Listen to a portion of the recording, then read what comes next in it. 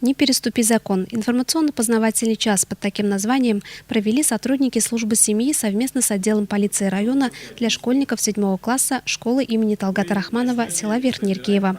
Главной темой мероприятия стало обсуждение с учениками об одной из важных проблем в жизни общества – совершении правонарушений несовершеннолетними. У ребят сейчас самый активный период в жизни. Взрослеющему человеку, чувствующему приток физических сил, кажется, что он может все.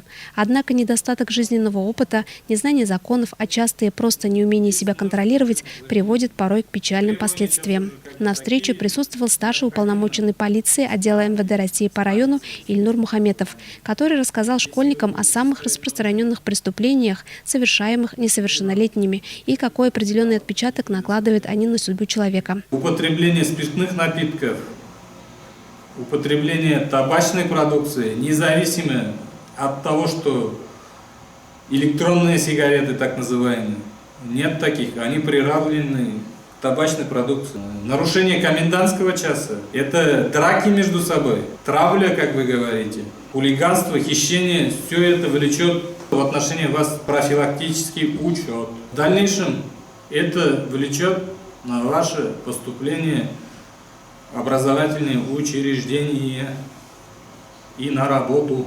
Ребята задавали Ильнуру Мирзагидановичу вопросы об ответственности за то или иное правонарушение. Он их комментировал. Подводя итоги проведенного мероприятия, можно с уверенностью сказать, что ребят интересует данная тема, так как законы, установленные на территории Российской Федерации, обязаны знать все. Ведь незнание закона не освобождает от ответственности.